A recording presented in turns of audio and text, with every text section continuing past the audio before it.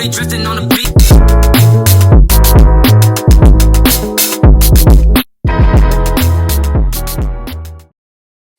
Hey, what's going on, everybody? Welcome to another episode of TalkNSupes. I'm Ed from Ways of the Sith. I'm on They Got You. What's going on? What's going on? And we're back here for another week. This week, we've been talking about it. We've been hyping it up for the past, I don't know how many episodes, probably since the debut episode of this show. But we finally got the Mandalorian and Grogu, so we're going to spend a majority of this episode talking about Mandalorian and Grogu. We're going to break it down scene by scene, give our thoughts, give our opinions on, what we thought of the movie, how we liked it, what could have been better, what could have been done differently, and we'll go from there. So first things first, overall quick thought, like what was your thought about the movie? Did you enjoy yourself? Yeah. Did you not enjoy it? What was the... I'll give my first thoughts of the movie. Okay, bit more on the positive side. I love the soundtrack to this movie. I thought this soundtrack was very I was grooving the whole time. Like that's the one thing that stuck out to me a lot. Yeah, The Louis soundtrack. did a great job and had some beats Yeah. to it. Exactly. That's probably why I liked it too. But that and the action in this movie was top tier. Like there was some crazy action scenes that I haven't seen in Star Wars pretty much ever. Really, it was almost like John Wick was like implemented into the universe with what the stuff they were doing in this. Um, and then other than that, I thought it was a really good time. It's gonna be a really great blockbuster, I think, for families to go and see, and the kiddos are really, really gonna like this one. But overall, yeah, it was a good time. I enjoyed it. I had fun. It did what it needed to do. Star Wars in a movie theater took me out for 2 hours, and I was able to just chill. Um, I do have a couple things that we'll talk about throughout the movie. Otherwise, I did enjoy it. I'm going to see it again at some point, whether I go tonight or tomorrow to go see it again. But yeah, I did have fun. That's all I really needed it to do for me, essentially. Okay, that's fair. But let's just start with the opening of the movie. So the opening of the movie is the raid on the AT that we saw in a lot of the trailer footage, a lot of the behind the scenes footage. If you got to see the early 20 minutes, this was the essential scene that you saw was Mando basically coming in on a chicken walker against all these ATs and just taking down everything. hmm I love this opening scene. I thought this opening scene was literally fantastic. I loved seeing him come Yeah. in the AT. I love seeing the dude knowing that was in the second AT, knowing that he was fucked in that moment. He's he made it through the whole caravan of people, and he's at my door, breaking his way through the door currently. I am fucked. And then you watch the whole AT just go and kind of that was that. Not only that too, but the scene before that when the dude who he initially came to go and kill, how he was talking to everybody in that meeting, and right when he knew Amanda was about to come through that He gave room, everybody the he blaster. threw everybody a gun. Yeah, Yeah, I thought that was funny and as hell. was like, you guys lay down cover fire, and none of them laid down cover fire. They just all kind Yeah. of took position. I don't know what happened to any of Mhm. those people. I don't know if they ended up getting killed Yeah. on the AT or Mhm. not. That wasn't really specified or shown, but Right. I love the fact that he pursues the guy gets out, gets in the escape pod, and basically Mando just blows up the escape pod and calls it a fucking day. And so Yeah. that mission's done. He heads back to a Delphi base, and we meet Sigourney Weaver for the first time. So I liked her character in this. I would have liked a little bit more from her character in this. I think my Right. main thing was that there was no conflict in this movie whatsoever, between Mando and Grogu, between anything that kind of earned the ending of the show. I guess there was one little conflict, which we'll talk about a little later in the movie. But initially now we're introduced to Sigourney Weaver. She's heading up these missions that Mando's on. We basically get to see all of the Star Wars directors make their first cameo of this movie, which they made many. If you were looking for cameos in this movie, the only cameos you got were all of the Star Wars directors. So Deborah Chow, Rick Famuyiwa, Dave Filoni makes multiple cameos in this movie, and somebody else was there too. Another one of the directors was in those scenes. We also saw Doug Chang, who works on Star Wars, a long time, prop designer, one of the geniuses at Star Wars. He was in Adelphi Squad.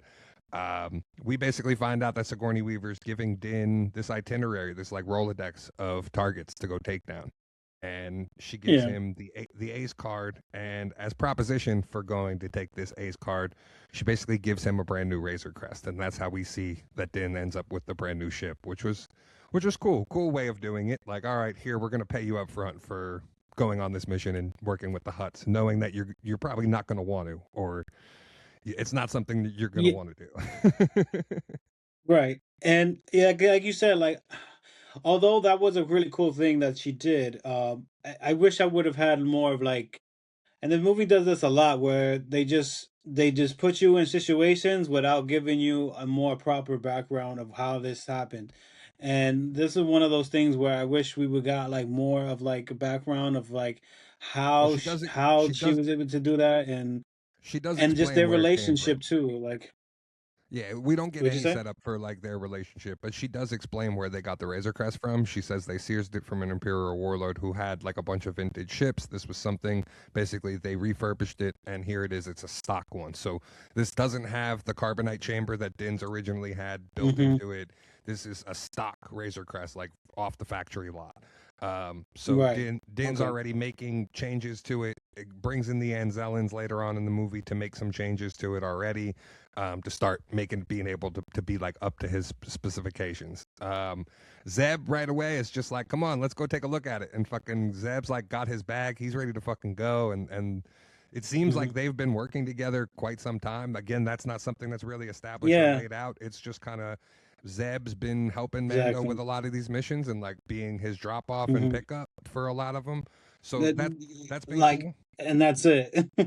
And that's it. Yeah. He does participate later on, but for the most part, like that's all we got. There was no inclination as to whether this is taking place during Ahsoka season one, whether this is after Ahsoka season one. There's no time of reference for this movie, which is something that I would have liked to see. There's no connectivity for anything. They don't call back to anything from previous Mando seasons. The only thing that they call back to is I can bring you in warm or I can bring you in cold. That's the only callback to like Mhm. previous seasons. There's no mention of Bo-Katan. There's no mention of Mandalore. There's no mention of Yeah, Thrawn. and I guess because they're able to play they're in the middle of like the universe, so they're able to play around with like the timeline and stuff like that But they're because of that. not like So it's like this should it have been is. established where this took place. This should have there should have been some Hmm. sort of frame of reference to Hmm. what else is going on in the What is galaxy. going on? all that Right, all that right. we know is Hmm. Din is hunting the warlords down, and we saw this Shadow I Council agree. at the end of Mando season 3. So both of these guys that appear in the movie are both people that were shown in that Shadow Council scene. So they are people that Hmm. we've seen before. They're just not big bads. There's really the big bad of this movie is essentially the twins. So Twins. the whole setup is that Sigourney Weaver basically gives him the Razor Crest in exchange for going to find Rada the Hutt for the twins. Apparently, the twins put out this bounty and put the whole thing in motion. So now Din begrudgingly doesn't work for the Hutts, wasn't somebody who ever worked for the Hutts because he wanted to avoid them. He ends up going to Nal Hutta, meeting with the twins. They had beef in the Boba Fett season, so like the whole thing that took place between the Pikes and Chrysanthemum and everything on Tatooine was part of the twins. So they did have like a previous history with one another. So you kind of already knew that like they really couldn't be trusted going into this show, or going into this movie and Hmm. going into this Movie. situation. Yeah, I get it. Hmm. So the whole setup is they want Rada. They want their nephew back. He's the rightful heir to the throne. Really, they just want to kill Rada. That's essentially like the plot line is they want Rada because they want to take him out so they can run the whole Hut cartel and not have anybody to compete with. Um, It gotta suck being a hut man. Din takes the mission, ends up going to this other planet, and finds out that Rada is a gladiator on this planet. Now, the character that he meets is played by Martin Scorsese, and Martin Scorsese did a fantastic job playing the. Yes. It's the same creature Yes. that John Hmm. Favreau played in Solo, and they're actually related. So Rio is his name in Solo, and I forget what this one's name is that Martin Scorsese played, but they are related. They are. Favreau did come out and say that like the characters are purposely related. So I thought that was fun. Okay. I would have liked to see a lot more of his character. Like, I would have liked to see his character be involved in the breakout of Rada, or be involved in like helping them escape. Don't find them. Yeah, have them find And Rada. especially because like Din paid him like fuck it, they need a pilot. That's what Rio was like in Solo. It would have made sense to like kind of incorporate that character a little bit more in, especially like meeting him the way we did. Yeah. But he was definitely fun. We're introduced to Rada, played by Jeremy Allen White, and I gotta say, I was way more impressed with Rada than I thought I was going to be. I really liked Jeremy I Allen was the White's. opposite. See, I really liked his portrayal. I liked the fact that in the face of Rada, they made him look like Jeremy Allen White. So like the facial expressions Eyes, yeah. and the Yeah. eyes and the everything like looked like Jeremy Allen White. So to me, I liked that. Yeah. I liked his portrayal. It took me a little bit to get into it, but after I did, I did. Yeah, I just thought it was a little weird, like at first, because when they first pull up on him, he's getting like a massage, and then he's like, his attitude was not what I was expecting. It was almost like the same. I had the same feeling when we watched Fantastic Four, and it was like a real monotone, like or like real humanized type of like character, which is when he's not. So like at first I thought it was weird, 'cause especially when he's like, I need to sign a contract to get to the next to get on to the next fight. My contract is up or something like that. He said. I was like, what am I watching? Like this is not even Star Wars. Now this is not a good. It's not a bad thing, but it's also like it's just like a weird thing. Just like because I've never seen Star Wars in this light before, so it just felt really weird. See, I didn't mind any of this. It took me a little while just to get into the character at that point and find out where he was, Yeah. because the last time we had seen Rada, he was a baby, and we see the Mencat that Jon Favreau painted showed to Din when he's visiting the twins. So we got to see the baby Rada, that Jon Favreau painted Yeah. himself. So I thought that was cool. Shout out to Rob, my buddy Toxic Collector. He's got them available for sale. You can visit him at Toxic Collector and order one for yourself, which is pretty cool. He's got them in small sizes and 1/1 scale sizes. So if you want a baby Rada hut, make sure to hit him up and get one. But Wow. so for me, it was that we hadn't known like what was going on with Rada throughout this whole time. All that we knew is that Jabba died. We didn't know what happened to the kid, where he ended up, and apparently he ended up in the fight pits as a way to basically get away from his aunt and uncle. Mhm. We come to find And out you that see how he didn't want to go back either. That was because he something knew too. like that they were going to try to, that he didn't want any part of the Hutt cartel. He wanted to be a different man than his father, and I thought that was a very important thing for the character.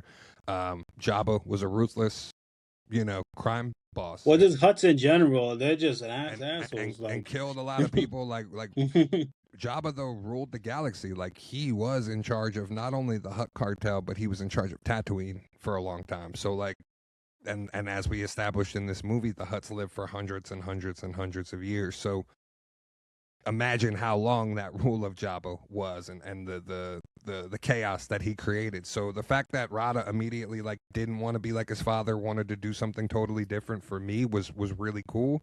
I like that. There were some things of him not bringing up Ahsoka, not bringing up Anakin, especially later on in the movie, like when he finds out that Grogu is a Jedi. To me, that was like oh, how did we not even get like a name drop of like, oh, this girl Ahsoka saved me when I was a kid, and then Dim would have been like, oh, I know Ahsoka.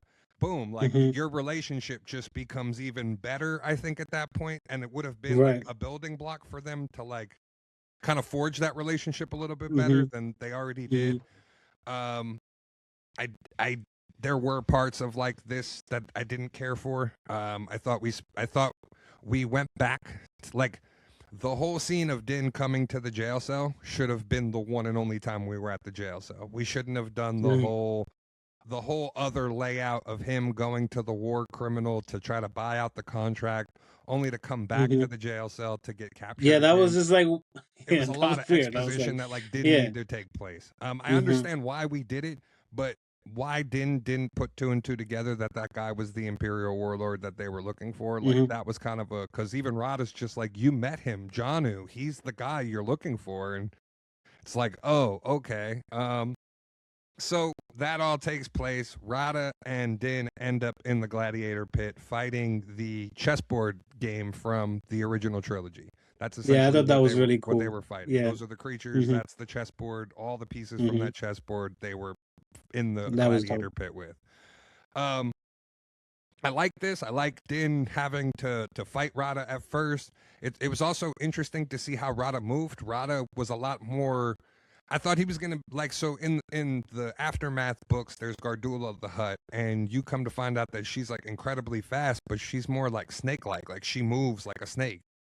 Hmm. Rada was like a lot of arm movements. Oh, Uh, yeah. and it was like a lot of using his arms to gallop and then using his lower body, like rather than like not what I would have pictured. You know what I mean? For Hmm. them interacting the way they did. But it Yeah, was he's cool. like a bulldog. Like he's all arms and Yeah, upper body strength, just yeah, pulling and himself that around like and that. that's like how he was moving. He was like using his arms to go. So that was interesting for me. I didn't necessarily expect that. You know what I mean? Like that was something totally unexpected. The and What? after the fact, Favreau did say like they brought in Guillermo del Toro because originally Guillermo del Toro was going to do a Job at the Hutt movie at one point, and a Boba Fett thing. So they actually brought in Guillermo and asked him how he thought the Hutts would move and how the movements would go. And so Guillermo del Toro helped them with that whole sequence of like how Rada was going to fly around, how he was going to go. So I thought that was Yeah, interesting. that's dope. Like based off Yeah, creature and it movement. all. That's basically they used his expertise on like creatures and monsters to, how the hut would move. Mm. That is dope. I didn't know that fun fact. Yeah. But it's also I fun. It's also crazy to see like, most of the huts are like fat and they just slug around and stuff like that. So like, well, not even slug around. They don't even move. So They were like just seeing him chilling. Like being the you only saw one. them in all the Yeah. bunkers and stuff when Din was walking in, like they're just chilling in their fucking Hmm. in like inept, situations. Like, yeah. So seeing Rada be like all like Aki Yeah.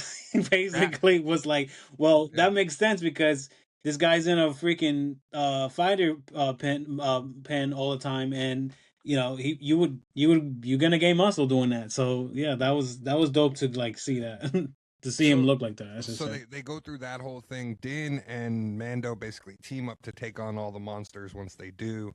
Din basically beats Rada but then yields, which was interesting. So he gets Rada out of his contract technically, but then obviously the tides turn. They end up fighting against all the monsters and end up breaking out, which was a cool thing to see them have to team up with one another and escape and Mhm. get out of the situation. Um, we end up finding out from Rada at that point. They go through their little high speed chase on the speeder, and Rada tries to evade, and Zeb ends up coming down and getting Rada. That was an interesting like sequence that again I didn't necessarily need, but it took place. They get Rada on the ship. They basically tell Rada, they're going to take him in, but then Rada tells him like Janu's the guy you're looking for. Like the guy you met with is the Imperial warlord. So now they go check out his place. They come to see that all the stormtroopers are there, and like, oh shit, yeah, this is the Imperial warlord that we're after. Um, this was cool because we got to actually see Zeb in action with his bow staff and bow rifle, switching between modes, between staff and between rifle. I absolutely love that. I thought Zeb looked really phenomenal in this movie. There were maybe one or two instances where his movements didn't really like look good. It looked very CGI, but then other moments where you'd get close up on his face, you'd see like the follicles of the hair on his face, and like it looked really lifelike. Steve Mhm. Bloom did a fantastic job as Zeb, as always. So it was just cool to have him incorporated into this movie, even though he didn't really play that big of a role. This was probably his biggest moment in the entire movie, was this whole sequence. But Yeah. it would have been cool, I think, to You know. have, and I think this was my one gripe from the movie is Din and Grogu not being able to talk, Din just kind of talking to Mhm. himself and not having a character to go Mhm. back off of. is something that for me, as time goes on, I think you're going to need to have Grogu talk sooner than later. There's another Hmm. instance later on that we'll talk about that really bothered me with Grogu not being able to talk, and like I felt like the whole scene Hmm. was just kind of like, all right, can we move this along now, because this is just kind of goo goo Yeah. gaga stuff with him back and forth. Hmm. So I do Hmm. feel Zeb being more of Yeah. a role in this movie, and like being on the entire mission with him from start to finish kind of would have been a better thing, only to have Mando have somebody to go off of. It's unfortunate that the Gina Carano thing didn't take place sooner, because this would have been a perfect movie for Cara Dune to be part of the whole mission and have her be involved in all of this, and again have Din actually have another character, another actor to bounce off of back and forth throughout the Right. movie. Right. Hmm. Um, so yeah, some of this stuff did lack for me Yeah. in this part. Yeah. I do like that. That was one of my biggest things, that for people who don't know the like the rebels, or even some of the Clone Wars stuff, like I feel like those people were like kind of get left out, because it's like, if you don't know Zeb, you don't know who Zeb is really. So it's like Yeah, they didn't you do an see him introduction. yeah, you see him with Mando and doing this stuff, and you're just like, who's this guy? And like, I mean, you see him at the end of the season of Mandalorian, but I mean, if you don't, like I said, if you don't know about the other stuff, then you're lost right now. So like, Yeah, they then they didn't give him no introduction of like what they've been doing together. Why are they so close now, doing these yeah. missions and stuff?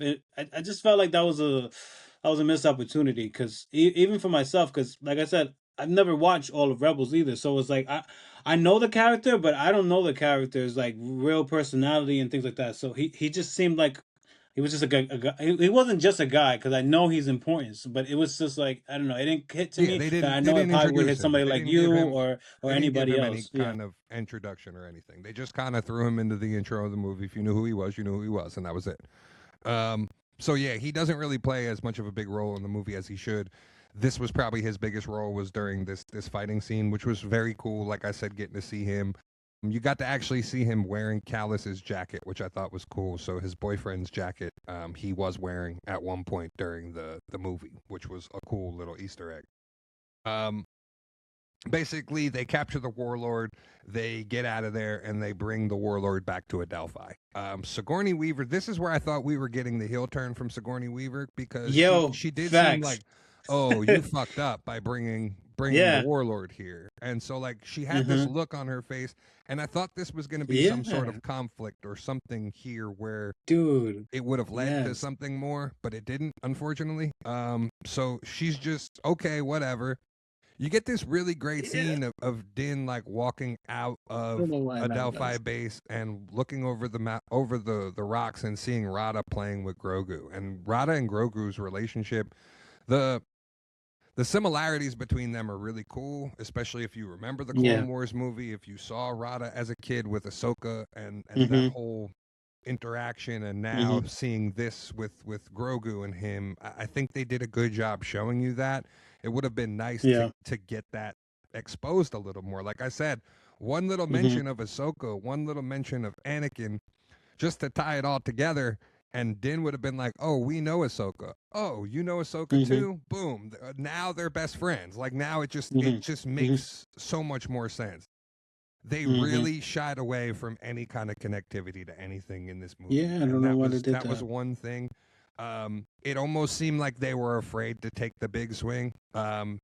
If you were looking for a movie to push Star Wars forward, this wasn't it. This was just a fun adventure of Mando and Grogu. It They didn't take. it's just like, I feel like this movie is just a placeholder for what they want to do net coming out, and they just don't know what they want to do, because they're wanting to know what the fan response is going to be, and they haven't received that in forever, so they're just like, they're playing the cards super close. Yeah, And same. that was just one of the things that I didn't like about the movie. So we do end up going back to Navarro for the first time. We get to see Mando's homestead, which we left off at the end of season 3 seeing. We actually got to see the inside of it this time and see like the whole shape of it, not just the front. We do see that the starfighter is parked outside, so he does now have two ships. He's got the still got the Naboo starfighter and has now the new Razor Crest. Um, this would have been where we probably would have seen Grief Karga had he not passed away. Um, I really feel like Carl Withers would have been in this show. I mean, in this movie right here at this point when we went back to Navarro, he would have been the one like welcoming him back, finding out what happened. Probably would have been the Yeah. one to usher Rada out of there with the gunrunner ship. This was another Hmm. missed opportunity for me. I thought for sure with the gunrunner ship coming in that it would have been Hondo. Hondo, the tie-in is with the ride for Galaxy's Edge.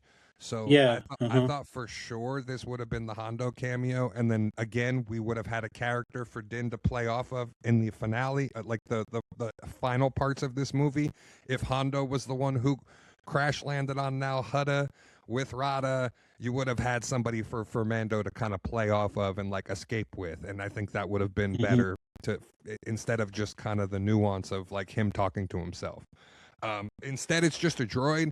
We have no connection to Hondo, that it's one of Hondo's ships, that it's anything. My assumption that it is Hondo, that would be the most likely candidate for a gun runner that Din would know at this point in time.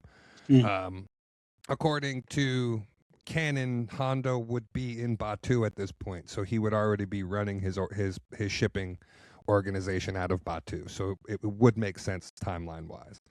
Um, Basically, Embo shows up on Navarro and is tracking down Mando. Mm. No, again, this was like something else. Like Ande had gripes with the Zeb stuff. There was no reference to Embo. Embo said nothing in the Hmm. entire movie. He had no lines of dialogue. If you didn't know who Embo was, you didn't know who Embo was. He wasn't even called by his name in the movie by the twins. He was called by his species Hmm. name. So this was, to me, this, if they thought Embo was gonna like step in here and be the big bad, like I was kind of like very disappointed with Embo overall in this movie. I was just kind of like he was kind of wasted.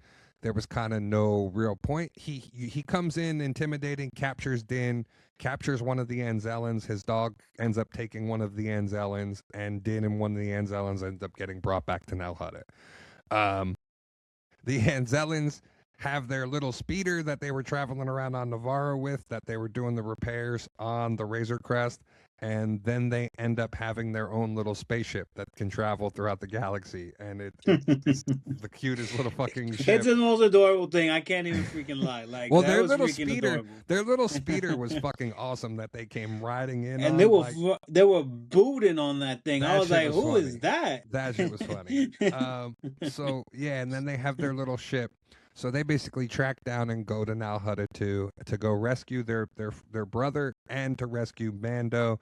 Um, so you have that going on. Meanwhile, Din gets taken in front of the twins. We have that scene that we talked about last week where his helmet gets removed, and Hmm. basically the twins say, you know, we're gonna embarrass you now. We're gonna sell your helmet on the black market. It's worth more than it is. This is more worth it for us because we're taking your pride, you know, and your clan will disown Hmm. you and all of this. Not knowing, they obviously don't know like what he went through in season 3 already with the whole helmet thing. So it's a soft subject for him. He doesn't really want to bring it up. But yeah, so we go through all of that. Din basically gets dropped into the pit because apparently all the huts have trapdoors in their hideouts, That's what I was gonna say. I and was like, "How did they have one and too?" some big Like monster, some big monster. Like so, Jabba had the Rancor. They have these. the I forget. dragon snake, I think they call it. Well, yeah, they had the dragon snake, but first there were these things called Molochs or Oh, those whatever, other things. and Yeah. yeah, Hmm. they were in there, and Din took them down all pretty quick, but then fucking the dragon snake fucking came out, and that was the thing he had to contend with. Um, Yeah. He didn't Basically, even. If it wasn't for, go ahead. You were gonna say it, but oh, go ahead. So basically, Grogu and the Anzellans, they find the one Anzellan that escaped. He shows them where Din is, and Grogu and the Anzellans make their way through the pipes and the tunnels to go break Mando out.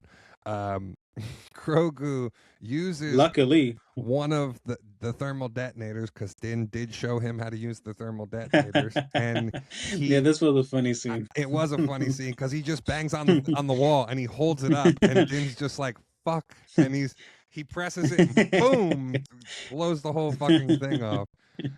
So I thought that was great, and there was a funny scene um that takes place with like a swamp rat, a womp rat in the tunnel, and like the rat Oh like yeah, is trying to eat one of the babus, and Grogu pulls out his little fucking uh his little, acid like his little thing or bracelet some and like gun fucking or shoots whatever. it in the face. Yeah, And then later on yeah. in the movie, when they're having their raid on Nal Hutta, the Babu Fricks intentionally take out that Womp Rat later. So like out of all the things they shoot at, they shoot at the Womp Rat, and they end up killing that Womp Rat later on in the movie, which I thought was like a funny Easter egg. Like if you remembered, they intentionally went back to kill that Womp Rat.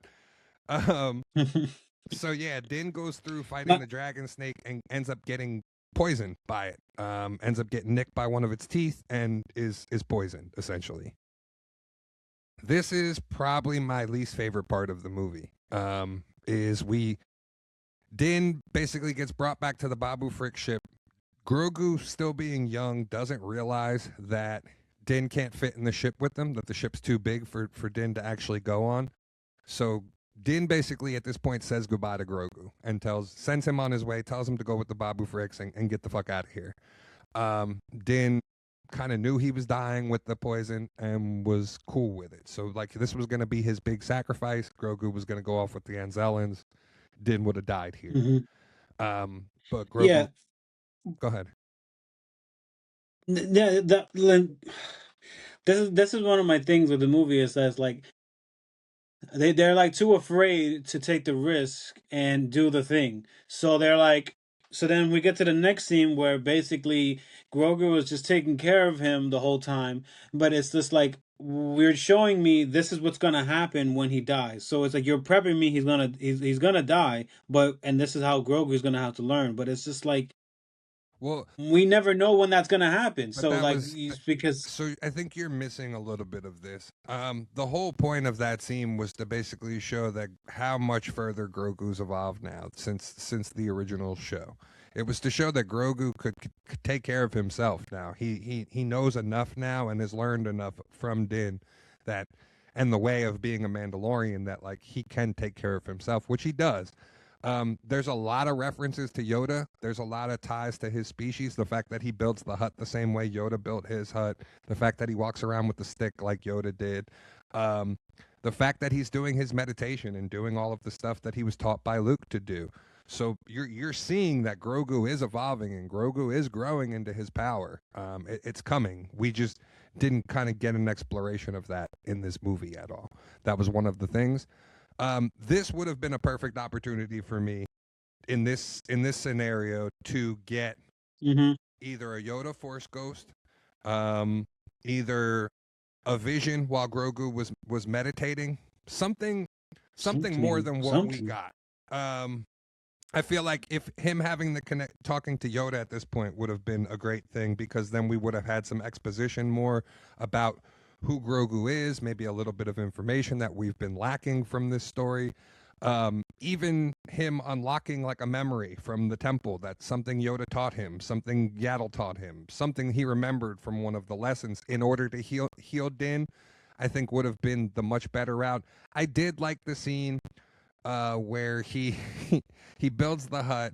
He puts Din in, but Din was too big for the hut, and he Big. just pushes him a couple times, and just you keep hearing the helmet hit against the wall, and then he's instead of extending the hut, he just covers his feet up and just kind of leaves him. I thought that was funny, but the rest of It was funny, but it's also like, when are we gonna get like serious with Grogu? Like, yeah, I love these parts. Like, I yeah, really freaking do. Like, I love them, but I need more explanation with Grogu. Like, and so the like cute stuff is not gonna be cute for too long. this is where So, I felt like that exposition could have came. Him meditating, seeing Yoda, talking to Yoda. Boom, we get how to heal Din, and we move on with the storyline. Instead, we got the creature that we were talking about from the trailer that we saw. It ends up being the guy from Dune that plays the prophet in Dune. He that's voiced right. voiced the creature. he ends Mm-hmm. up just being like a creature that lives in the woods here. And Grogu was stealing one of his fish, and he heard about Din and Embo and knew that Din got bit by the fucking dragon snake and knew how to make the antidote, and basically just says, okay, here's the antidote and go. So I could have done without this whole entire thing. This Mm-hmm. whole entire part of the movie for me was where it really lacked and really kind of dragged, and I really would have liked Mm-hmm. this whole section of the movie to move along a little quicker. I didn't need the whole Din getting bit by the thing and like the poison Mm-hmm. scenario, especially if you weren't going to have Mm-hmm. anything come of it. Like I thought this is where maybe Yeah, we would have because powered up Grogu, maybe we would have elevated him, maybe we would have had that Yoda interaction or some sort of more information regarding Grogu, because we don't have that. And I feel like that was lacking from this part of the movie. true. The other thing too is that one, I forgot that he can even heal. So when I saw him heal his cut, I thought that was I was shocked by that. But then I was like, but you know he's still bleeding, so I think you did that the right Well, the way. venom was still in him. And then That was the two, whole thing. He healed him, yeah, but the venom was already taking he didn't know how to remove the venom, and that's what I was saying about right. if we Mm-hmm. would have gotten if here they would have used this to him meditating and having a conversation with Yoda, and Yoda, or like a flashback to the Jedi Temple of Yoda teaching a lesson about how to heal something with poison and how to extract the poison Mm-hmm. out using the Force. Mm-hmm. And now Grogu goes and uses the Force to heal him and take the poison out. That would have been a much Mm-hmm. cooler thing than what we got in Right. this scenario. Um, Yeah. And basically, then second thing, there's one more thing. Well, second thing was that, we talked about for months on the pod about, the guy who was like saying that we talked about that gave him the antidote, like he might be Yoda's like master. master or whatever. But like when not then these were all assumptions from us. So it's I guess it's on me to assume that that was what That you was going to thought you were happen. going to get But it more was out of it. still like Yeah. Yeah, like I thought this was gonna be the guy where we finally get the thing, because from what we've seen in lore and looking at what we're seeing on the trailer, it's 1-to-1. So you're like, what the heck? So, and throughout all of what's it called, Mandalorian's like series, there's always been a connective tissue with another character in the show from the Star Wars universe. Mhm. So I would imagine, because we're in prime time right now, we're at the on the biggest screen, that we would get something like that, and we did it. And he was just a guy that lives on a swamp. I mean, Yeah, that and was that it. was That that was was a it. little lackluster for me. And so all of this could have Hmm. been cut from the movie for me. This whole area, this whole section of the movie was really a what I felt brought down a lot of the part of my theater. I don't Yeah, know how your showing was. There was only about 10 to 15 people in my showing. There wasn't a lot of yeah, it was people. about. There was one group of Hmm. kids who I didn't hear make a peep the entire movie. I didn't hear them laugh. I didn't hear them do anything. So I feel like my audience was a bad judge of like how this movie was Yeah. actually performing one way or another. Um, Hmm. there was this next section. I feel like was the moment that a lot of people were anticipating Grogu was finally going to talk, and then he doesn't. And they set it up where like the camera pans to him. You think he's going to say his first words, and then he doesn't. And my whole theater groaned when it happened, because Ooh. Din basically asks him, you know, do we go? Do we basically just get on the ship and get the fuck out of here while we can, or do we go back and save Rada and kill the Hutts? And like he looks at Grogu, and you were kind of waiting for Grogu to like give a response and answer back, or say this is the way, or say something, Hmm. and fucking doesn't. And I even actually heard Ooh. somebody in my theater go, well, he's gonna talk. He's gonna talk. And then when he didn't, and the scene just kind of passed on, and he giggled, and he nodded, or whatever the fuck he did in the scene, my whole theater went oh, and like, so I Oh knew my I god. knew that was a missed opportunity. That like that's where he should have gotten the first word, or Definitely, gotten to say dude. that this is the way. But basically, they take the Outrunner ship or the Gunrunner ship. They repair it enough to go back to the Twins' castle, and they ram that shit right into the fucking Hutt's castle and go right in. And you come to find out that the Hutts hired a droidica. So it's basically a droid army built with battle Hmm. droids and all kinds of different scrap droids.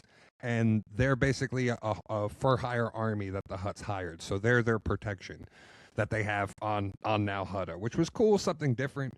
Yeah, Um, Hmm. And basically, we get the I final like to see those Clone War droids in action again too, so that was fun.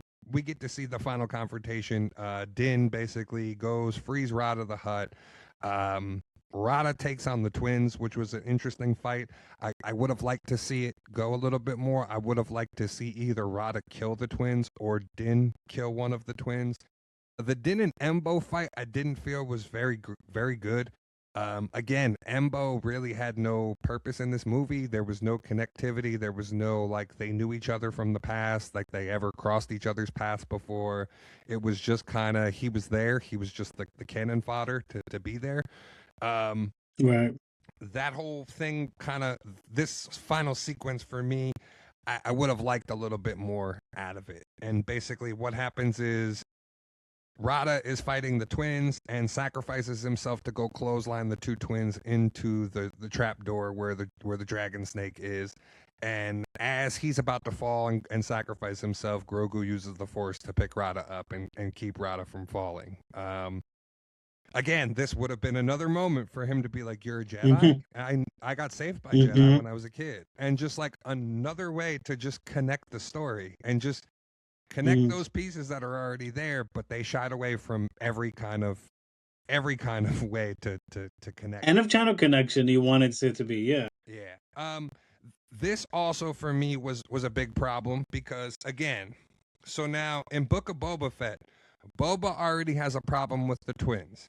Chrysanthemum already has a problem with the twins. He was sold as a slave from the twins to Boba, and Boba freed him and now has him working there. Cobb Vanth has a problem with the twins. Fennec Shan has a problem with the twins. So when a Delphi squad is the one who shows up, and we get all these cameos of all the fucking directors from Star Wars, not anybody that we actually care about, all these fucking Hmm. directors, and then finally we get Hmm. my man Carson Teva showing up. We got him looking beautiful with his Avatar beard fucking flowing because he had to leave the set of Uncle Roy. Avatar to go Yeah. fucking come here one day to shoot this scene. So at least Carson Teva was there, thank God. So happy to see him. But this would have been a perfect opportunity for this to be Boba and them coming on the Slave One, flying in. It would have again connected to Book of Boba Fett, something you've already established in the canon and the previous Disney shows. So not having anybody of that caliber and it just being Sigourney Weaver, Carson Teva, and the rest of the directors from Star Wars, Dave Filoni and Deborah Chow and Rick Famuyiwa, that was kind of disappointing for me. They also Yeah, I was end gonna up say, just do you think they showed like, especially Dave? Do you think he did a little bit too much with as far as cameos in this movie? I do. I think Yes. he shouldn't have been in Hmm. this movie as much as he was. It would have been fine to have I'm him like just. at the end. But I didn't need any of these cameos from any of these directors. Again, this was the perfect opportunity for Boba Fennec and them to show up. Maybe you have Bo-Katan and Hmm. some Mandalorians on a ship, and they're the backup coming to Nal Hutta, and we get some big battle on Nal Hutta with people who actually matter in this series rather than the directors of the shows, which I don't think most Yeah. people could spot out of a lineup. You know what I mean? I only know this because I'm a Star Wars Right. fan and I know who the directors are. You know what I'm saying? And I feel like that's the thing when it comes to Mandalorian and Grogu is that like it's the one show out of the whole series that like you really don't need to connect to all of the other Star Wars stuff. I mean, granted they do connect with Clone War characters and stuff like that, but like the average Joe can watch Mandalorian and not have to watch any of the other Star Wars But movies to and like that's feel what like I'm you've saying connected. about the fact of you could have And easily connected things that you've already established in the Mandalorian show in this movie, and they shied away from any of it. Like this would have yeah. been the perfect opportunity for Boba and them to show up, and then you would have gotten to know of like, hey, Boba took Tatooine from your dad, and he's been watching Tatooine. He's got beef with the twins too. So here's why he came, Hmm. Rada. Here's why. Here's somebody you should meet. Here's Cobb Vanth, Hmm. who in the books is the person who's Rada's handler. Is so like Hmm. that's different now, obviously in canon, but they basically But take it down. adds another element to the movie. Like, you know, It you would, have a new but it person would to have been get at into. least cool. the Yeah. lifetime fans of like, yes, we got Boba. Boba showed up. Like, Hmm. fuck yeah. Of Hmm. course they showed Hmm. up for their boy Mando. They owe him one for what he did to them on Tatooine. Like, it would have been a good cameo, and that again was Hmm. just forsaken. So we get the twins getting taken out. The twins end up getting into the pit with Embo. Embo ends up splitting and getting out of the side trap door before anything happens to him, but the twins end up getting devoured by the dragon. And I wasn't a fan of that. I would have liked the twins to stick around. I like the twins as characters. I would have liked a little bit more exposition on them and a little bit more flushing out of their empire, a little bit more what's going on with them and how they came in. Like, give me a little bit more of their backstory before you killed them off. And I think they just kind of, Hmm. they were just there to be the villain for the month. Not even, it would have even been nice to just get a little transmission of them talking to Thrawn real quick or talking to Pelion real quick, Hmm. and you come to find out, oh, Thrawn's behind this. Hmm. Thrawn orchestrated this Hmm. whole plan. That's where this is all coming from. Or Pelion's Hmm. doing it on Thrawn's behalf. Or fuck it, Moff Gideon's still fucking alive, and Moff Gideon's the one Hmm. who set up his payback. Hmm. Something little just to kind Something like of that. leave Hmm. it bigger. When it was all said and done, the movie start to finish is self-contained. You don't need to know anything going into the movie. You can go in just blind, watch the movie, enjoy the movie, and be done with it. There's no setup for a second one other than the fact of Rada joining the New Republic, which is interesting. That's something that I didn't think was going to happen. I thought for sure it was going to be, hey, let me take you to Tatooine. I know somebody who can take care of you, and it would have been him bringing him to Boba, and that would have been that. Right. But no, it's Rada joining the New Republic. So now Rada is an official member of them and going to be on missions and probably part of whatever we do next. Maybe we see him in Ahsoka pop up. Um, so I thought that was interesting. And Din basically takes a break from the New Republic when it's all said and done. He tells Sigourney Weaver, like, look, I'm just going to hang out. I'm going to take some time off and do my own thing with Grogu. And that's kind of what it was. That was And the that's what he movie. said he was gonna do from the beginning, and then he Yeah. does this. So that's why, Yeah. like we're saying right now, like this.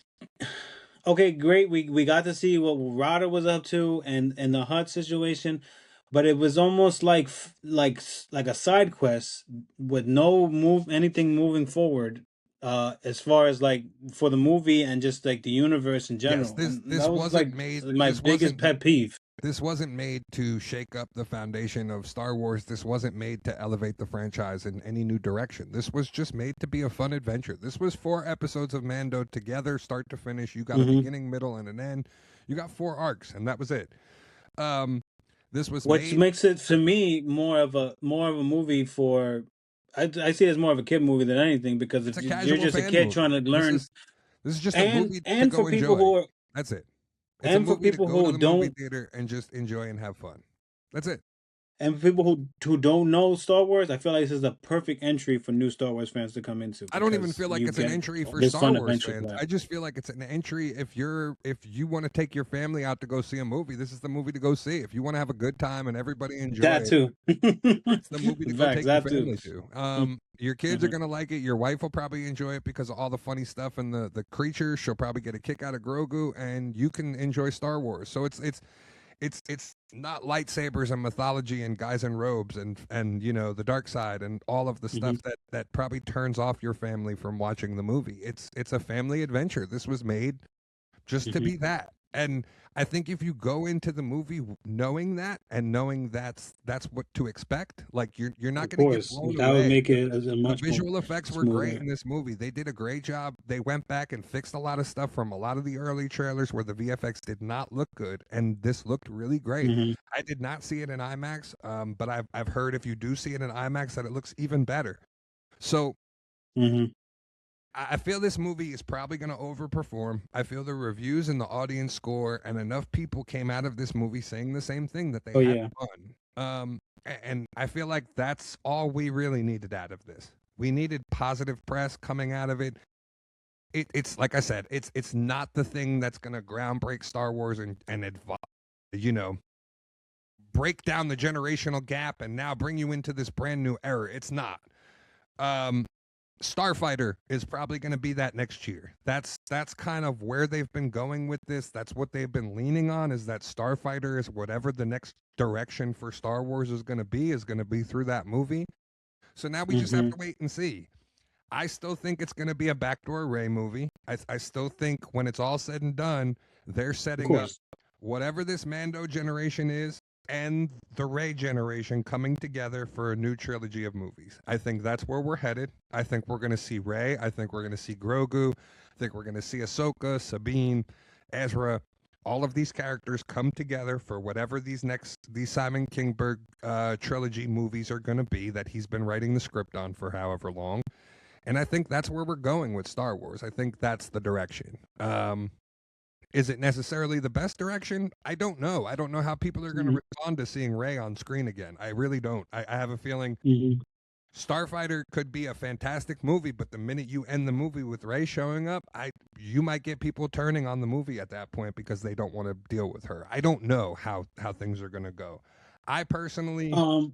am really looking forward to Ahsoka season 2 and seeing where Filoni's direction is going to go. If Filoni's going to be able to do his movie, if he's going to be able to do this as a TV series, however it's going to work to get the Thrawn payoff in this era.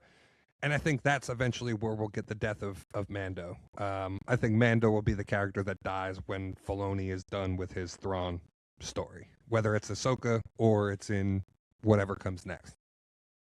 Yeah, to speak on the Starfighter stuff, I just feel like will be the backdoor for Ray. It's just a matter of how involved with her story and the things that happened with her in the Force Awakens and things like that that It's they not. want to get in detailed with. It's not. It's not. So They're gonna yeah. disregard all that Hmm. and they're just gonna jump ahead with Ray. That's gonna be the best way to handle it. If you're gonna have Right. the whole movie is Ryan Gosling taking his nephew and trying to get his nephew to safety. The safety is going to be Ray at the end of the movie, and that's what you're going to do. You're not going to touch on Palpatine. You're not going to touch on the shit that happened in the past. You're literally just going to Mhm. see where they're Ryan going next Gosling's and the character time doing jump. what you guys are doing. Yeah, yeah. Yeah. Hmm. And then, like As I they said, should. when it comes to whatever they're gonna do next, my assumption is gonna be you're gonna get all of these Jedi characters coming together to face some brand new threat, whether it's the Grisk or the Yusong Vong or some other Sith or whatever the case may be. Matt Smith and Mia Goth could still be alive from Starfighter to be the big bads later on in this sequel trilogy, I guess you could say. But Hmm. I feel like that's where they're going with this. I feel like that's the only way forward now is you have to progress Grogu a little bit. You have to use the Rey character since you invested so much in her. You might as well Right. bring these other characters that people already like and enjoy into this and then go forward that way. Like avoid Poe, avoid Finn, avoid all of those other sequel characters. Just have Rey with Just have Ray. this other group of Hmm. characters that people like and move forward that way with a new Jedi. And I feel like that's probably the safest bet for them at this point. The thing we keep talking about is I still feel like you should stay in this Mandalorian era, recast Luke, Han, and Leia, and continue to tell stories in this Mandalorian era after Return of the Jedi with the main cast that you've already established. I think people are here for that. I think you just have to come Hmm. up with the right villains and the right scenarios to do it. That's where I would go with this, but again, I can see the direction that they're headed based off the things that they've already kind of talked about and the things that they've already set up. So you kind of see like where they're going with things and where the plan. Yeah, keeping it super close to the cards is what it seems like. Before we got on here, I had seen a post from Luke's outpost, and he says that the movie already officially crossed 60 million at the global box office, and that they had 98 million domestic, 63 million international. And that this budget for the movie was 165 mil, so they Mhm. already made back half of their budget. So I mean, Yeah. that's kudos to them. Yeah, it'll be interesting to see tomorrow what the official numbers are for the weekend and what they actually Hmm. land on, because then that'll give us a better idea. The early projections had them less than Solo. I see it grossing higher than Solo, especially with the word of mouth, especially for the fact that I'm willing to go back and see it a second time. I never go back Hmm. and see movies a second time. I usually always just will wait for streaming. But the Yeah. fact the fact that I want to go back and see it again kind of says something about like the enjoyment that I had watching the movie. And for me, I gave it 4 stars out of 5 on Letterbox. I I really give it enjoyed. 4.5. There were moments, again, like I said, I have my issues with the fact that there's no cameos Mhm, in this. I have my issues with the fact of the lack of connectivity. I have my issues with Grogu at times in this movie where they it almost seems like they don't know how to treat Grogu at times. There's instances in the mhm, movie where Din treats him like a pet and even tells him to heel and sit. And then there's mhm. instances, Yeah.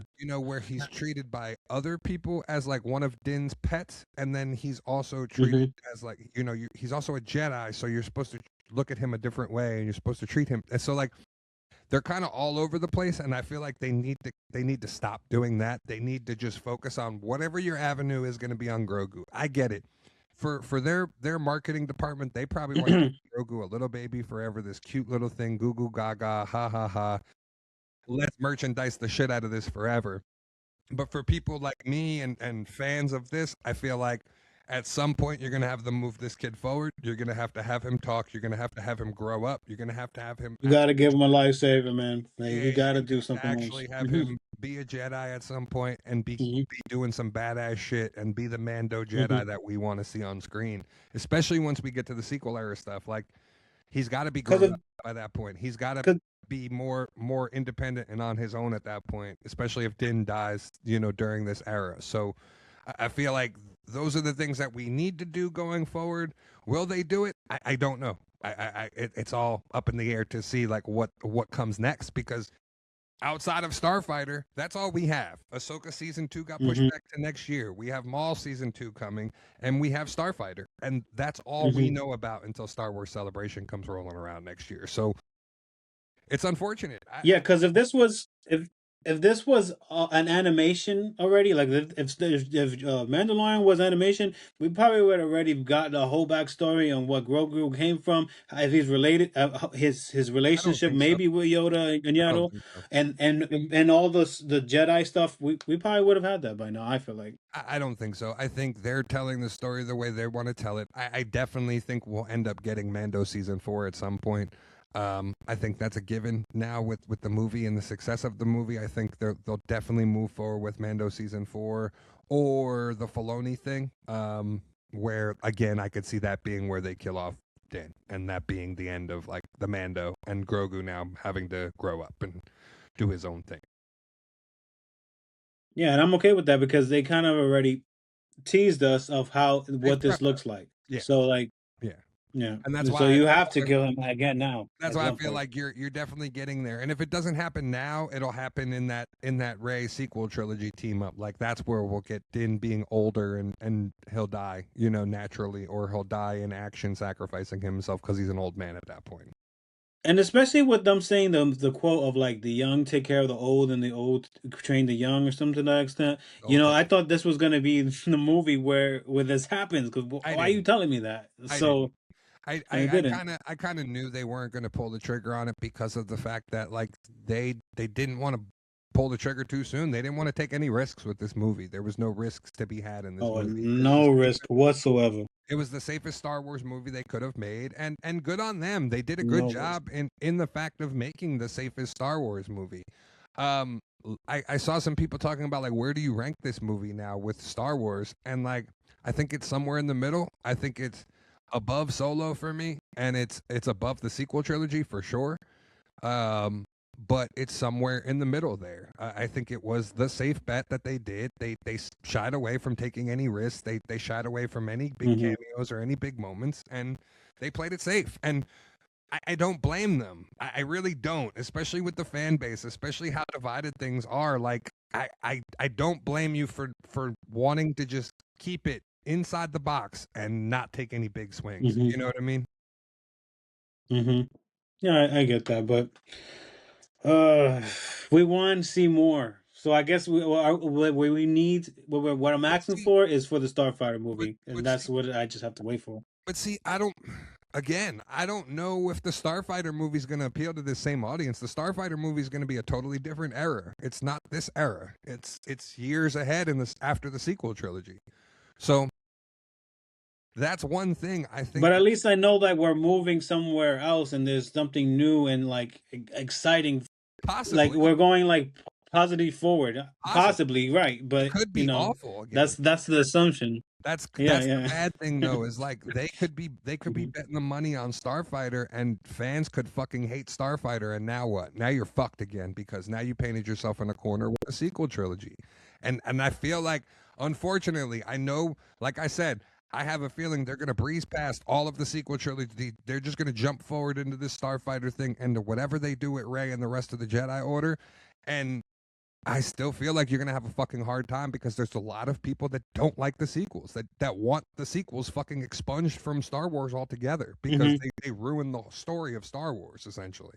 They basically show you that But Luke wasn't what shit. the Like your mm, childhood hero was a fucking was a curmudgeon and like gave up and like that's mhm. not the story people really want to bank on when it comes to Star Wars. Because that's not Luke. That wasn't Luke. I don't Yeah, know who that it guy was was. never Luke, and like But that's the whole thing. So I don't know. I don't know where this goes eventually. I don't know, but the fact that you want more Mando says something that should be telling them all that they need to know is like now maybe they come back with another movie. Maybe they come back after Ahsoka Mhm. and do the Filoni stuff. That's really what I want at this point. I think if you're going to do anything, I think you have Ahsoka season 2 take place, and then you bring this whole Mando cast together with Han, Luke, and Leia, and you do the big Thrawn battle, and you do the big But them taking right. on Thrawn and them taking on whatever else is coming from the galaxy, and that's your big blow off for this era. And I feel like you would get people in the seats, especially if they knew Han, Luke, and Leia were involved in it.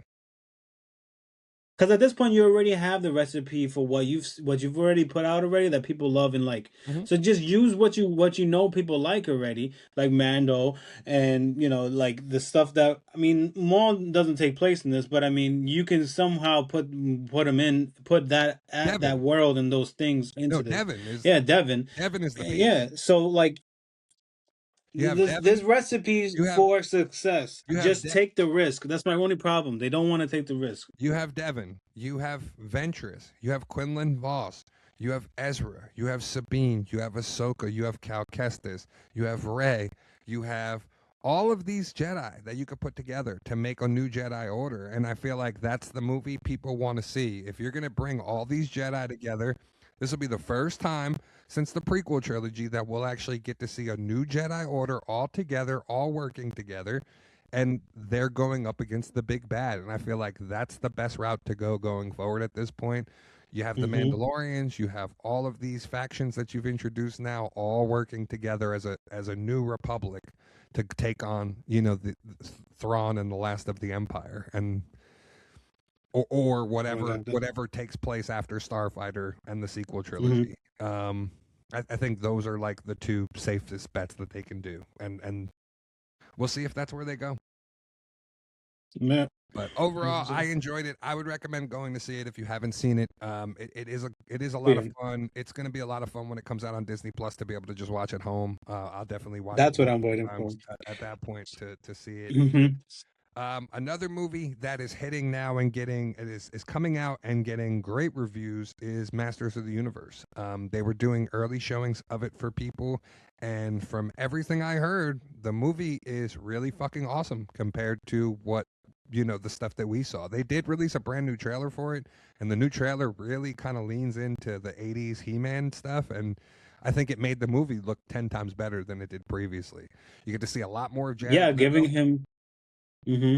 Yeah, giving him more Jared Leto's voice, speaking and stuff. I think just showing more of He-Man stuff. You see more of the characters from the series in the trailer too, and just only for me, all you got to do is give Panther his armor and He-Man on top of him, and I'm in. You like that's it. And I know that's happening, so Yeah, you you already saw it from sold the me. trailer. Yeah. I like the shot So in the new yeah, trailer I'm where in. he's talking to them and he's like, "You're a man of war and you're Fisto and you're da da da da," going through them all, and I thought that was cool. And yeah, Jared Leto looks like he really did a good job in this. I'm actually impressed with like the stuff I've seen Very of him so impressed. far. So It looks like it's going to be cool. The You might reviews actually. for it are really great. This one might actually get me to go to the theater to go check it out. I wasn't planning on it, but it might actually get me to go see it just because. Good.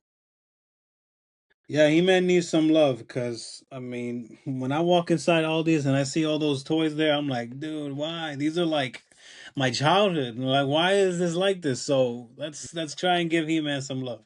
Yeah, Hopefully, we can the new get him movie back in the stuff right spot. did all hit. All the new movie merch is showing up at Walmart and Target and looks pretty cool. Um, we got the finale of The Boys that happened this past week, and I gotta say, hats off to Eric Kripke.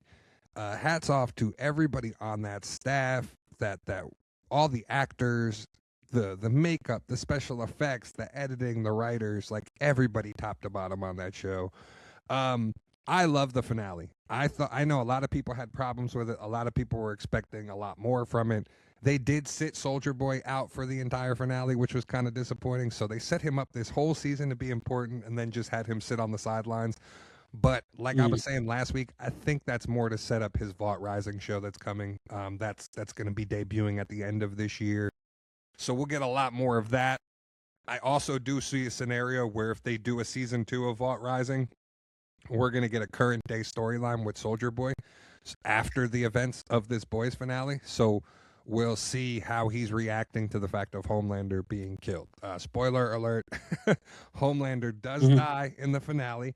He gets depowered. mhm, Basically, the whole gist of the finale is they found a way. Frenchie dies in the episode prior. Frenchie found a way to give Kamiko Soldier Boy's power. So Soldier Boy has a blast that he can shoot people with that removes the V and basically makes them human. So they were able to give that power to Kamiko and used her to blast Soldier Boy, Butcher, and their son and Homelander's son, Butcher's son, Ryan. And basically, all three of them get depowered. They're in the White House. Homelander's giving a State of a Union address on live national TV. So the whole entire fight and the whole entire battle is all streamed on camera live for the nation to watch, which is pretty fucking cool as this fight is taking place. It mhm. was basically Homelander at full strength, souped up on V1, versus Butcher, who had taken the V, and then Ryan, his son, who was a superhero as well. So the three of them are just taking shots. Kamiko's involved in this. Once they get blasted with the thing, they all get kind of laid out. They wake up, and Homelander basically tries to split, and he tries to take off and fly, and he realizes he can't. And all of a sudden, he starts to fucking panic. And this is the first time in Homelander's life that he has not been a god, that he has not been untouchable, that nobody could fuck with him.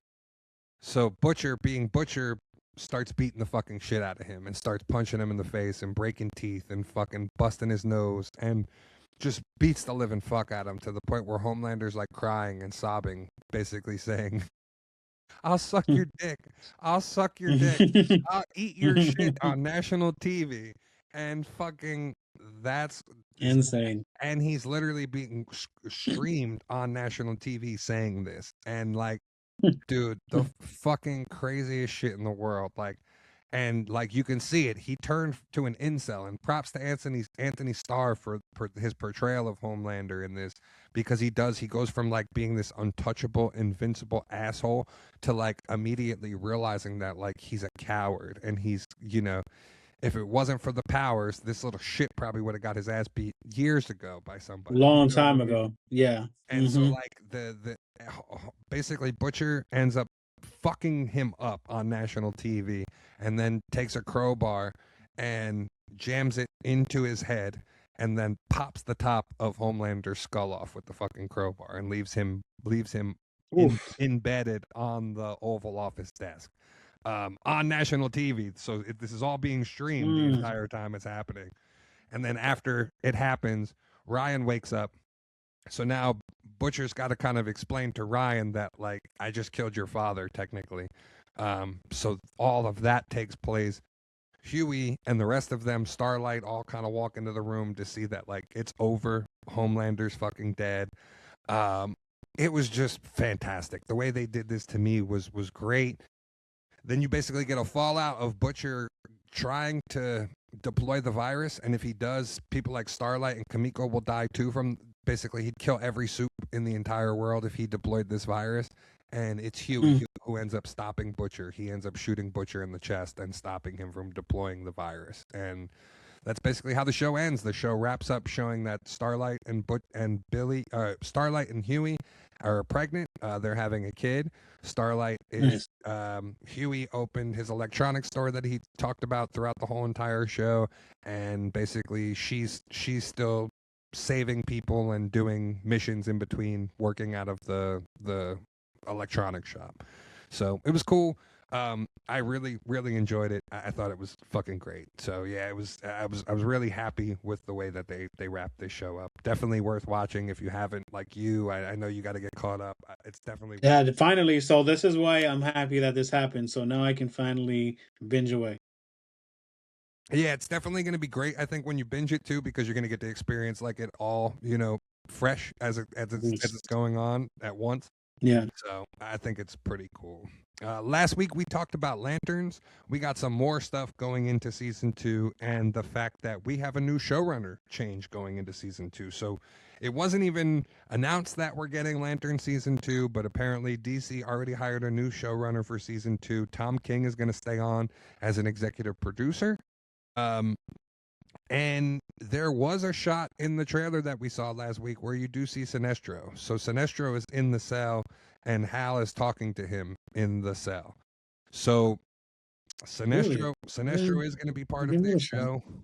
It does look like the Red Lanterns and Atrocitus are going to be part of this show. From all inclinations, it seems that Hal's going to die in this show, or they're going to do the Parallax story. I think them keep reiterating the fact of the fear and the "Are you afraid?" I could very easily see a route where Hal turns into Parallax at the end of this. That's how John ends up with the ring, and then John has to take down Hal at the end of this show. I could also see a scenario where Hal gets killed, and that's how John ends up taking over too. But it does seem like Hal Jordan is not long for this world in the DCU. So I thought that was cool. I thought it was cool to see the Sinestro scene. So yeah, I'm excited for this show. I'm really Lanterns kind of has me hyped and looking forward to it. Especially with this latest trailer. And especially to see how this ties into Man of Tomorrow. Like we know, he's going to be involved in Man of Tomorrow. And now that we're getting a season 2 confirmation, so it's just like, where do you go now coming out of Man of Tomorrow with Lanterns? Like, where does this show go? So do you include, more Lanterns? Do we get Kyle? Do we get Jessica Cruz? Do we get Baz, in season 2? Like, that would be a lot of fun. Oh my God, yes.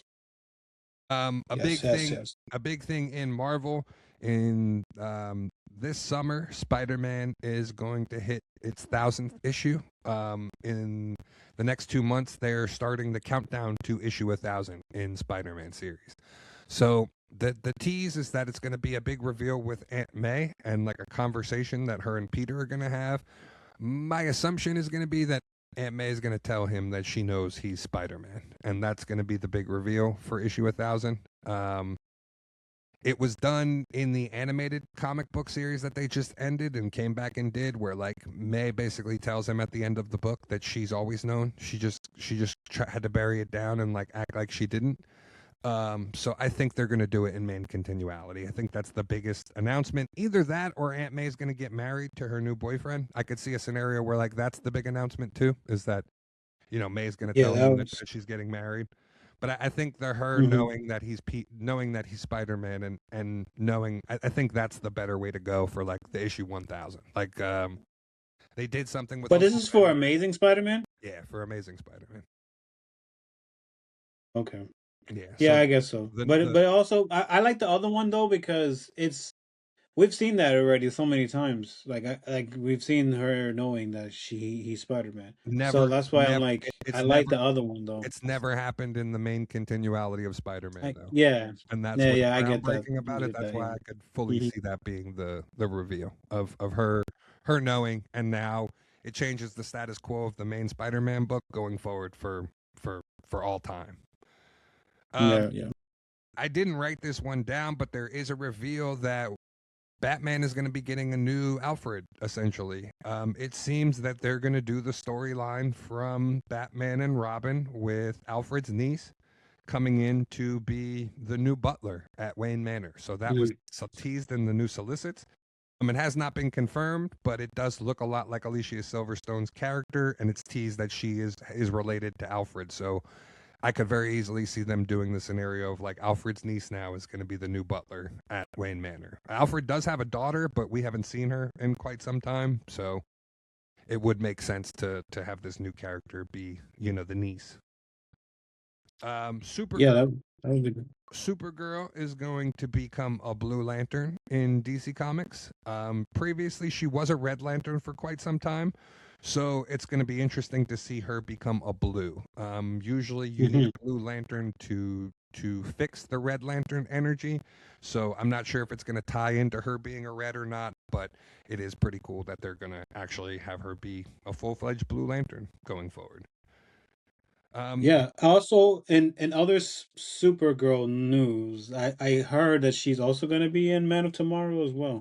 Yeah, that was kind of a given though, because you kind of already knew that they're doing her own movie for a reason.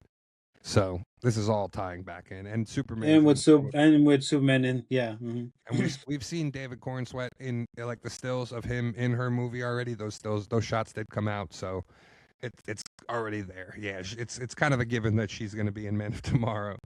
And then last but not least, a scary movie popcorn bucket. They're going to be releasing 4 different bongs that are popcorn buckets. So they're fully usable bongs that you can use at home in states that are legalized. And yeah, you probably just have to buy a new slider, I think, because I don't think they're going to give you a glass slider. It's probably plastic, so you will melt that.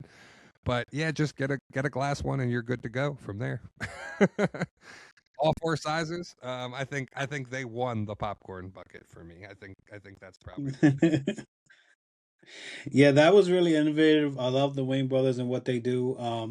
My mom actually went to school with them, so I used to hear a lot of stories about them. And the way they act in real life is the way they've always been their whole entire life. So to see this it doesn't surprise me. So Scary Movie is going to be a good one, and I can't wait to see that. And also, like, if this movie does well, I cross my fingers. Hopefully, maybe they'll even make another White Chicks movie. So we'll see. Yeah, I don't personally care about Scary Movie. I like the Wayne's brothers. I don't really give a shit about the Scary Movie like franchise at all, or them doing Yeah. more of them. I don't care. I'd rather see them bring back the Wayne's brothers show than anything. But um, it's a money grab. They're gonna try. This is gonna be Paramount's like only movie for the entire year, so they gotta swing with this one. But otherwise, Right. yeah, that's about. Yeah. I can't. I'm excited for it because just of this not nostalgic reasons. See, I don't have any And nostalgia for and the and I original and I one. love that. Oh, Like you don't? Well, yeah. I just That's me. That was my I shit. don't give a shit. Like I remember watching them when they came out, but like I don't have any kind of I go back and watch them no, I've never went back and watched any of Oh, the scary movies ever. Like I I've don't. watched them so many times that I don't even need to watch them some See, not again. me. I don't feel that way about scary movie. It's just never been one of those things. Like I like the actual franchises that they make fun of, but I don't Yeah. really give a shit about the comedy part of it. Yeah. Well, that's the What did difference because you're the scary movie guy, and I'm not the scary movie. So it's ironic. It's not ironic that yeah. that's what it is.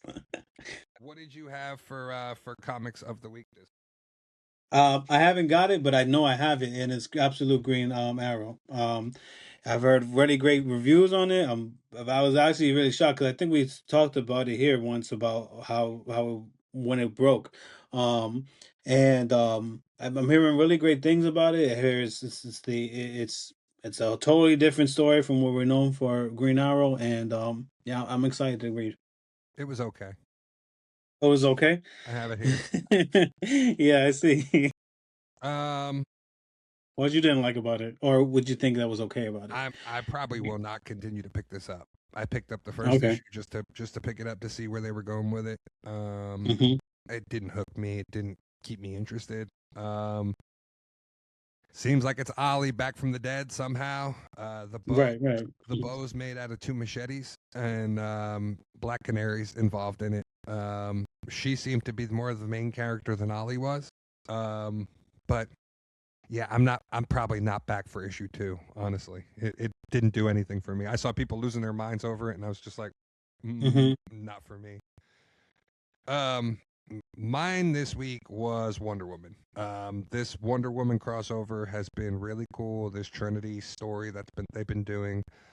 I've been really thoroughly enjoying it. It's set more in the future with Wonder Woman's daughter and Wonder Woman taking down uh, the threat, and it's just been fucking awesome. It's been really cool. She basically killed Zeus in this issue and traveled the River Styx to get to the Sisters of Fate and basically take place like this big battle that's about to happen with them. So it's really cool. I'm loving this storyline. The other one for me this week was New Titans. I'm really enjoying this series. Hey, Um, Basically, what we did come to find out is that Static Shock is going to be officially yes, joining the Titans team yes. going forward. Not in this book. That's It's going to cool. be a totally different book that's going to be coming out eventually. But this new Titans will continue with the new Titans team that they've introduced in this run. So basically, Cyborg got put back together, but he's not all himself, and he's basically preparing for the Apocalypse War and the setup that we have of Absolute versus regular DC. So he's already doomsday prepping for that at some point, and we're gonna get that coming. You know, when Infinite Crisis comes. With that being a thing in Or itself, Absolute Crisis.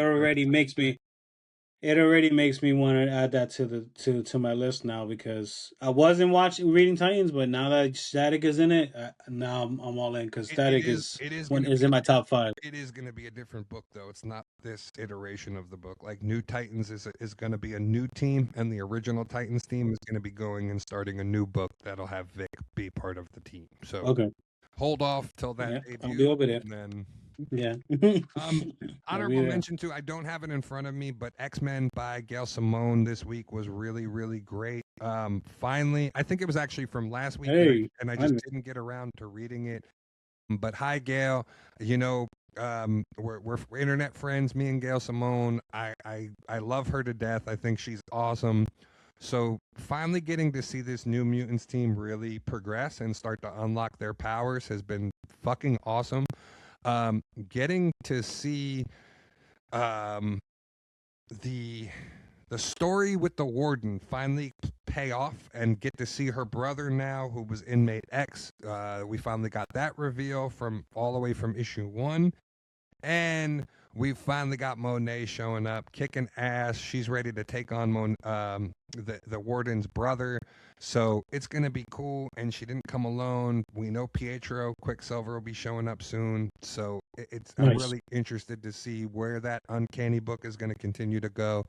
I do love how she used this time diversion thing with the making the Outliers the New Mutants team to almost progress them a little forward. So now, like, when we see the kids again, they should be more in control of their powers and kind of know their potential of what they can do, which is pretty Hmm. cool. So she elevated them in a way that I haven't seen a lot of writers be able to do.